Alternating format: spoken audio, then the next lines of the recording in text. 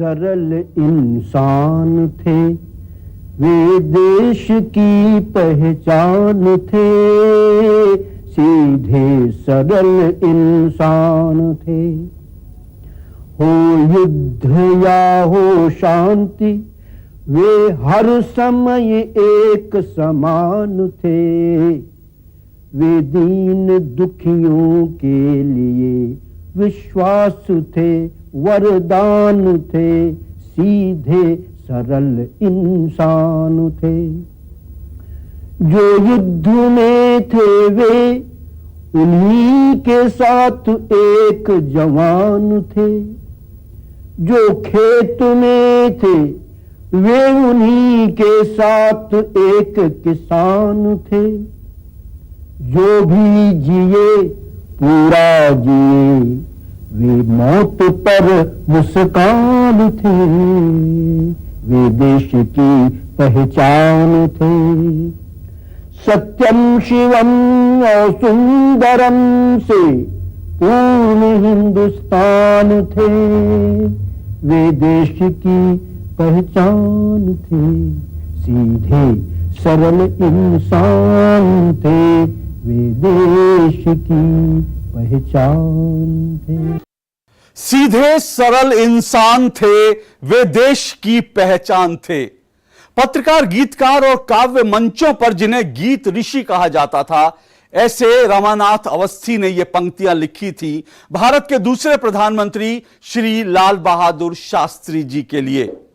लाल बहादुर शास्त्री भारत के ऐसे संवेदनशील, स्वाभिमानी और समर्पित प्रधानमंत्री थे जिनकी एक आवाज पर पूरे भारत ने एक वक्त का भोजन छोड़ दिया।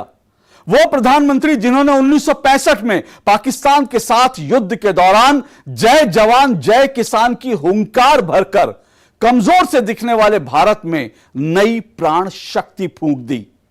नमस्कार, मैं हूं अशोक श्रीवास्तव और आप देख रहे हैं डीडी दस्तावेज। और डीडी दस्तावेज में आज बात होगी भारत की माटी के लाल, लाल बहादुर शास्त्री की, जिन्होंने भारत को जय जवान जय किसान का नारा दिया।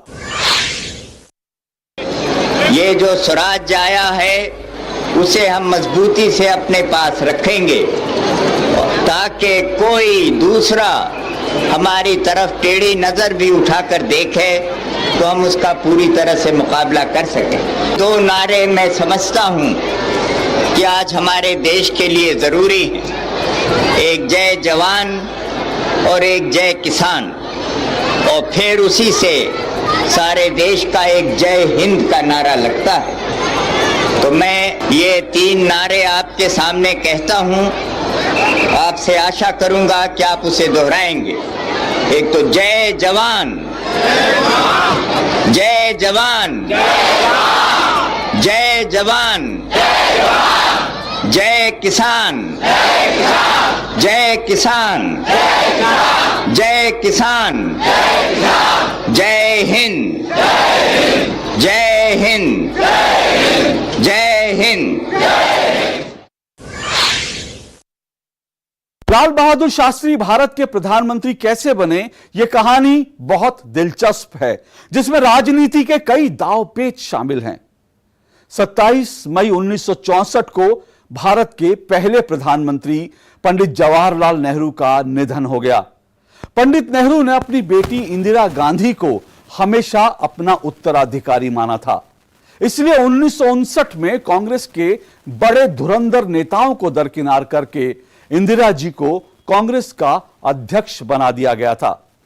वरिष्ठ पत्रकार स्वर्गीय कुलदीप नैयर के मुताबिक प्रधानमंत्री नेहरू ने अपने कार्यकाल के अंतिम दिनों में शास्त्री जी को बहुत हद तक एक तरफ करना शुरू कर दिया था। कहा जाता है कि कई बार तो उन्हें नेहरू जी से मिलने के लिए भी लंबा इंतजार करना पड़ता था। शास्त्री जी को मैंने एक दफा पूछा, मैंने कहा शास्त्री जी कि अब पंडित जी को तब तक भुवनेश्वर में उनको अटैक हो चुका, मैंने कहा ये तो कुछ दिनों की बात है, अब तो आप आएंगे। कभी उन्होंने कहा, कहने लगे नैयर साहब उनके दिमाग में तो उनकी पुत्री है, मैंने कहा कैसे, कभी बताया? कहते नहीं पता है मुझे, बातों बातों में पता है, इंदिरा जी करते हैं, लेकिन इंदिरा जी को बनाना मुश्किल होगा उनके लिए, क्योंकि पंडित जी के बाद मैं मुरारजी भाई को हरा सकता हूँ, इंदिरा जी नहीं हरा सकती। खैर वो एक तो ये बात थी उनको कि शास्त्री का बहुत है। दूसरा, जब ये हुआ कि भाई क्रॉस किया वो सीज फायर को, तो कहने लगे कि मैंने इंदिरा जी से पूछा कि आपके पिता वो जिंदा होते तो वो क्या करते? वो भी यही करते। मैंने कहा नहीं, मुझे लगता है कि वो इतना नहीं करते, वो बहुत ज़्यादा पर्टिकुलर थे इन चीज़ों के कि भाई डिप्लोमेटिक और क्या। तो लेकिन फिर बाद में जब सक्सेशन शुरू हुई जी, तो फिर मिसेस गांधी के पास मैं ही पैगाम लेके गया था। तो मैंने कहा कि भाई आपके पिता तो नहीं करते। मेरे से एक दफ़ा बहस भी हो गई थी इस बात पे, कहते क्यों नहीं करते? उस वक्त वो इंफॉर्मेशन मिनिस्टर थी, मैं शास्त्री मैन का लाता रहा हूँ। तो अब जब पंडित जी का देहांत हो गया तो आम ख्याल तो यही था कि शास्त्री जी बनेंगे, लेकिन मुरारजी ने कहा नहीं, मुरारजी भाई ने कहा मैं तो कंटेस्ट करूंगा। अब शास्त्री जी इस बात पे बहुत परेशान थे कि कांग्रेस पार्टी में स्प्लिट होगा, डिवीजन होगा, क्या होगा। तो इसलिए उन्होंने मेरे हाथ से एक पैगाम भेजा मुरारजी भाई को कि हम दोनों में से किसी को मान लेते हैं, जयप्रकाश नारायण या इंदिरा जी। तो जयप्रकाश नारायण के मुताबिक तो मुरारजी ने कहा दैट कंफ्यूज्ड पर्सन, और इंदिरा जी के कहा ये that chit of a girl. तो उन्होंने दोनों को नहीं माना। फिर कंटेस्ट हुआ जिसमें खैर शास्त्री जी जीत गए, लेकिन उसमें मेरा रोल जरा अनविटिंगली था, विटिंगली कोई नहीं था। मैंने कुछ छुट्टी लेके पीआईबी से तो मैंने प्राइवेट सेक्टर ज्वाइन किया, यूएनआई। उन दिनों में अलाउ करते थे। तो मैंने यहाँ पे अब पहली स्टोरी जो की मैंने ये सक्सेशन पे की। सिंस अमेरिका में पढ़ा हुआ था तो मैंने एक फ्रेज यूज की कि Morarji Bhai was the first one to throw his hat in the ring. अब बाकी इधर उधर की कि भाई शास्त्री से पूछा गया, he said he wanted A unanimous वगैरह। तो खैर अब दूसरे दिन जब मैं पार्लियामेंट हाउस में गया तो रास्ते में कामराज मुझे मिला, थैंक यू वेरी मच। समझ नहीं आई मतलब क्या हुआ। अंदर गया तो लोगों ने कहा कम से कम 100 वोट तुमने शास्त्री को दिलवा दिए। मुझे बात ही नहीं समझ आई कि भाई इतना इम्पैक्ट इस चीज का हो सकता है। अब शास्त्री जी के घर पहुंचा तो शास्त्री जी ने कहा नो मोर स्टोरी नाउ, बस गेम इज अप, खत्म हो गया। अब आई मीटिंग मुरारजी भाई ते दम तक नहीं उन्होंने ये समझा कि ये बात अनमिटिंगली हुई है, विटिंगली नहीं हुई। वो कहते थे नहीं शास्त्री ने तुमसे करवाया। मैंने कहा ये गलत था, ये गलत था, ये गलत था। हालांकि 1964 में जब नेहरू जी का देहांत हुआ उस समय कांग्रेस के अध्यक्ष के कामराज थे। कई पत्रकारों ने यह लिखा है कि नेहरू जी के निधन के बाद मोरारजी देसाई प्रधानमंत्री पद की दौड़ में सबसे आगे थे, लेकिन के कामराज जानते थे कि मोरारजी देसाई देश के प्रधानमंत्री बने तो वे इंदिरा जी को आगे नहीं आने देंगे, और अगर इंदिरा जी को नेहरू जी के बाद सीधे प्रधानमंत्री बना दिया गया तो मोरारजी देसाई ही नहीं कांग्रेस के कई बड़े नेता विरोध में खड़े हो जाएंगे। इसलिए के कामराज ने लाल बहादुर शास्त्री जी का नाम प्रधानमंत्री के रूप में आगे बढ़ाया और इंदिरा जी को उनकी कैबिनेट में मंत्री बना दिया। स्वयं शास्त्री जी ना तो चाहते थे ना उन्हें कभी लगता था कि वे भारत के प्रधानमंत्री बन सकते हैं। देखिए प्रसार भारती आर्काइव से शास्त्री जी के जीवन पर बनी डॉक्यूमेंट्री फिल्म का ये अंश। नेहरू जी के बाद कौन, ये सवाल नेहरू जी के समय में ही उठना शुरू हो गया था। लेकिन नेहरू जी के बाद लाल बहादुर शास्त्री आएंगे इसकी चर्चा कम ही होती थी, लेकिन वे आए तो एक बड़े सौभाग्य की बात हुई।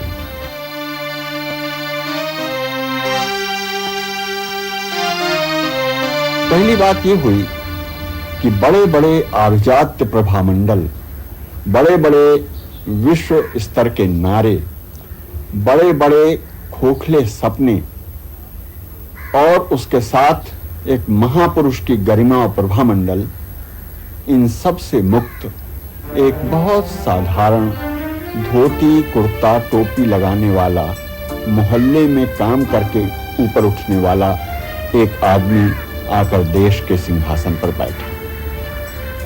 जब बैठा तब कभी कभी ये लगता था कि ये व्यक्ति सिंहासन से छोटा तो नहीं है। शास्त्री जी का जो रूप निखरा उसने सारे देश को मुग्ध कर दिया। शास्त्री जी का कद अचानक बहुत ऊंचा हो गया। 2 जून 1964 को लाल बहादुर शास्त्री देश के दूसरे प्रधानमंत्री बने, लेकिन नेहरू जी की तुलना में शास्त्री जी का व्यक्तित्व बिल्कुल अलग था। नेहरू जी का व्यक्तित्व चमकदार था, तो शास्त्री जी इतने सरल साधारण नेता थे कि लोगों को उनसे बहुत उम्मीदें ही नहीं थी। के कामराज और कांग्रेस के शक्तिशाली नेताओं ने शास्त्री जी के इर्द गिर्द ऐसा चक्रव्यूह रच दिया कि प्रधानमंत्री से ज्यादा ताकतवर कांग्रेस पार्टी हो गई थी। लेकिन शास्त्री जी को अपने पद के साथ साथ अपनी जिम्मेदारियों का भी एहसास था। देश उस समय खाद्यान्न संकट से गुजर रहा था, इसलिए शास्त्री जी ने अपनी पहली प्रेस कॉन्फ्रेंस में कहा कि प्रधानमंत्री के रूप में उनकी पहली प्राथमिकता देश में अनाज के संकट को खत्म करना है। उन्होंने देश के सभी नागरिकों से हफ्ते में 1 दिन उपवास रखने को कहा, पर इससे पहले उन्होंने यह व्यवस्था खुद अपने परिवार पर लागू की। कुछ महीनों बाद ही जब शास्त्री जी ने प्रधानमंत्री के रूप में पहली बार 15 अगस्त को लाल किले की प्राचीर से देश को संबोधित किया, तो उन्होंने खर्च कम करने और अनाज की बचत करने पर जोर दिया।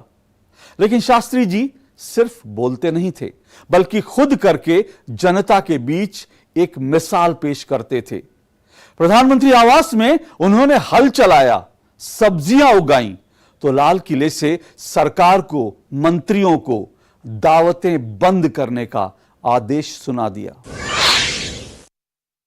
हमें कोशिश करनी पड़ेगी कि हम अगले महीने 2 महीनों में खास तौर पर जतन और इंतजाम करें। ये आकाशवाणी ध्वनि जिसके पास जितना है उससे वो ज्यादा खर्च न करे, हम अपने खर्चे को भी घटा सकें, अन्न के खर्चे को तो उसे भी घटाएं। मैं चाहता हूं कि हर एक शहर का रहने वाला, हर एक गांव का रहने वाला अपने पड़ोसी को देखे, कहाँ मुसीबत है, कौन तकलीफ उठा रहा है, और अगर हमें अपने खाने में कुछ कमी करके भी दूसरे को खिलाना पड़े तो उसके लिए तैयार रहने की जरूरत है। घबराकर अपने अपने घरों में हम कुछ ज्यादा रख लें, ये बात मुनासिब नहीं है। और मुझे विश्वास है कि जो आज एक स्थिति आई है, जो आज एक हमें टेढ़े मौके का मुकाबला करना है, उसने हम इस हिम्मत, इस बहादुरी और इस दूरंदेशी से काम लेंगे जिसमें देश का ये सवाल कठिन न बने। मैं ये समझता हूँ कि आज के जमाने में अगले 2-3 महीनों में न दावतों की जरूरत है, न डिनर की जरूरत है, न लंचेस की जरूरत है। मेरा मतलब व्यक्तिगत नहीं, जो ये बड़ी बड़ी दावतें या छोटी मोटी दावतें होती हैं उन्हें हमें बंद करना होगा। संग्रहालय की रिकॉर्डिंग मिनिस्टर्स भी न कोई दावत मंजूर करेंगे, न कहीं जाएंगे, न कोई दावत लेंगे और न कोई पार्टीज होंगी। ये मैं जानता हूं संग्रहालय की रिकॉर्डिंग कि इससे कोई बहुत बचत की बात नहीं, लेकिन आज देश का एक मानस तैयार करना है, देश का दिमाग तैयार करना है और हमें ये दिखलाना होगा कि जो आज कमियां हैं उन कमियों को अगर उसमें हम भी कुछ अपने को उसमें लगा सकें तो उससे एक देश को एक मार्ग मिलेगा, एक रास्ता मिलेगा। एक तरफ देश में अनाज का संकट था तो दूसरी तरफ शास्त्री जी कई तरह की राजनीतिक चुनौतियों से घिरे थे। उनकी सरकार के खिलाफ विपक्ष अविश्वास प्रस्ताव लाया तो पंडित नेहरू की बहन श्रीमती विजयलक्ष्मी पंडित ने सार्वजनिक रूप से प्रधानमंत्री शास्त्री की नीतियों की आलोचना की। शास्त्री जी इन चुनौतियों का मुकाबला कर ही रहे थे कि इस बीच इस सबसे भी बड़ी आपदा देश के सामने आ गई।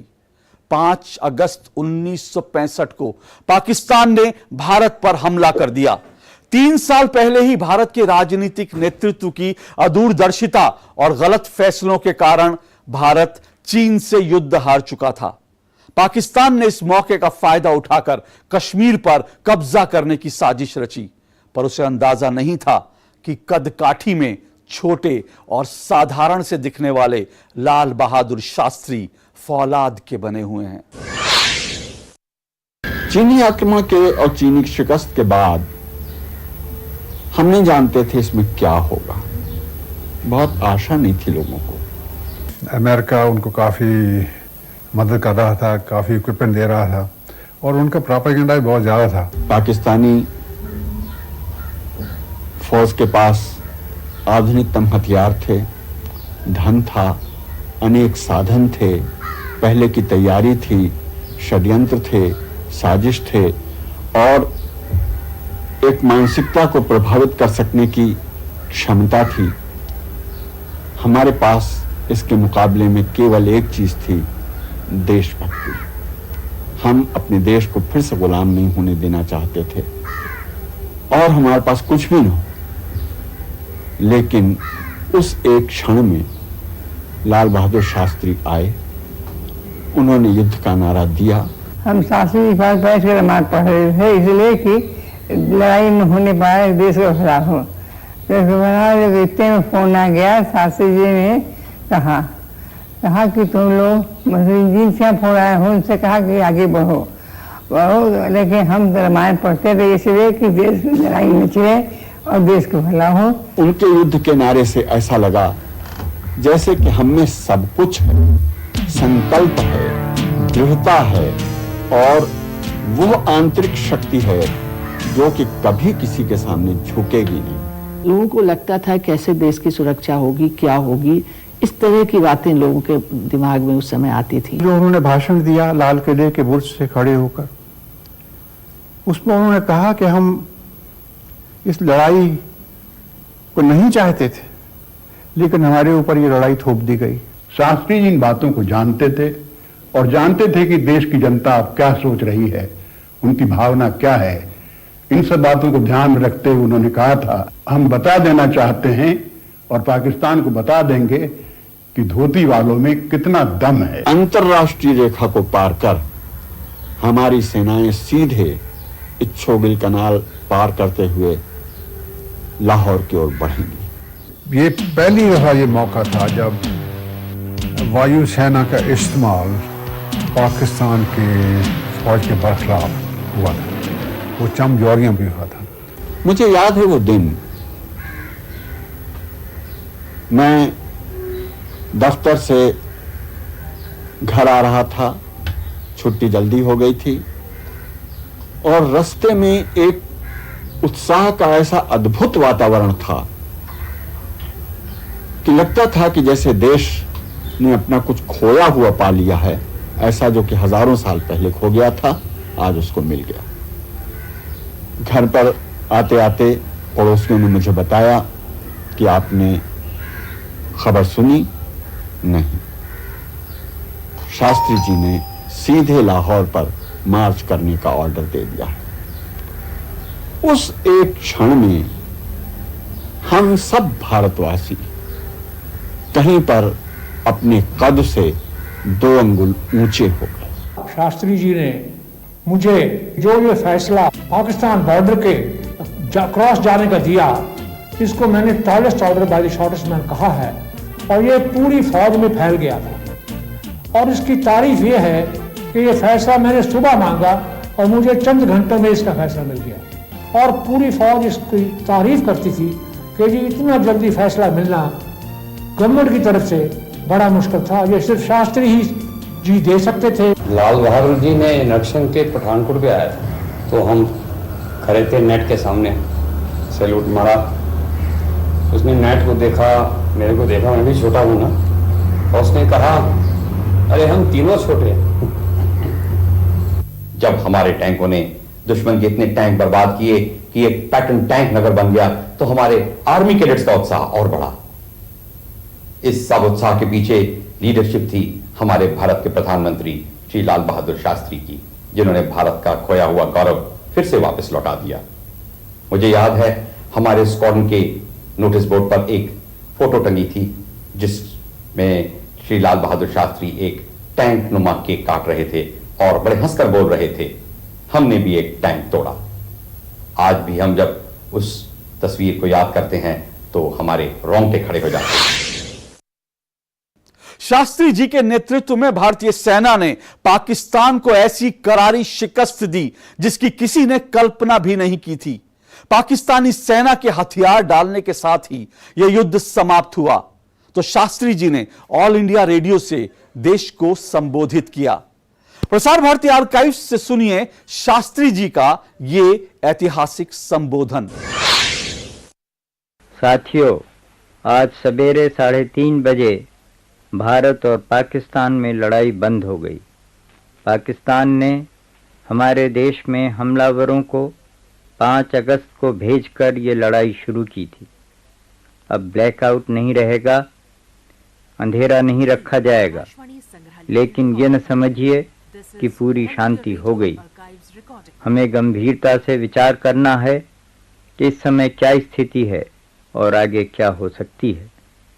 जैसा आप जानते हैं, लड़ाई बंद करने में 15 घंटे की देर हुई क्योंकि पाकिस्तान इसके लिए देर से राजी हुआ। गो कि पाकिस्तान ने बहुत देर से जवाब दिया, फिर भी हमें खुशी है कि आखिर वो लड़ाई बंद कर देने को तैयार हो गया। इसमें कोई शक नहीं कि वे लड़ाई बंद करना चाहते थे। वास्तव में उनके लिए ये ज़रूरी था, मगर जैसे कि उनकी आदत है, वे आखिरी वक्त तक इनकार करने का दिखावा करना चाहते थे। सिक्योरिटी काउंसिल को ये बता देने के बाद भी कि उनको लड़ाई बंद करना मंजूर है, और लड़ाई बंद करने के थोड़े ही देर पहले हम जानते हैं कि पाकिस्तान ने कितना अनुचित और बेरहमी का काम किया। दिन दहाड़े अमृतसर की शहरी जनता पर बमबारी करना ऐसा काम है जिसकी कड़ी से कड़ी निंदा की जाएगी। उन्होंने जानबूझकर ये काम किया और लोगों के जान माल को गहरा नुकसान पहुंचाया। फिर खुद पाकिस्तान के प्रेसिडेंट की धमकी भी हमारे सामने है और उनके विदेश मंत्री की तो है ही। इन दोनों ने आगे और भी भारी लड़ाई की बात की है। इस सब से पता चलता है कि पाकिस्तान की लड़ने की इच्छा ख्वाहिश अभी भी बनी है। हम तो चाहते हैं और हमारी सदा ख्वाहिश रही है कि भारत और पाकिस्तान के बीच शांति रहे, लेकिन हम असलियत की ओर से भी आंखें बंद नहीं कर सकते। मैं साफ कह देना चाहता हूं कि अगर पाकिस्तान जम्मू और कश्मीर राज्य पर, जो भारत का अटूट हिस्सा है, या हमारे किसी और इलाके पर फिर से हमला करता है, तो हम उसका पूरी ताकत और मजबूती से मुकाबला करेंगे। भारत का शांति में अटूट भरोसा है। ये हमारे लिए वसूल का सिद्धांत का सवाल है स्वार्थ और खुदगर्जी का नहीं। लेकिन शांति से प्रेम रखने का मतलब ये नहीं है और न हो सकता है कि जब हमारे ऊपर हमला हो तब भी हम अपने बचाव के लिए हथियार न उठाएं। शास्त्री जी 2 वर्ष से भी कम समय तक भारत के प्रधानमंत्री पद पर रह सके। जनवरी 1966 में ताशकंद समझौते के बाद रहस्यमय परिस्थितियों में उनकी मृत्यु हो गई। तप की कथा को न त्याग तप की कथा को न राष्ट्र आराधना को नमन त्याग तप की कथा को नमन प्राण देकर खरीदा अमन प्राण देकर खरीदा अमन शांति के देवता को नमन।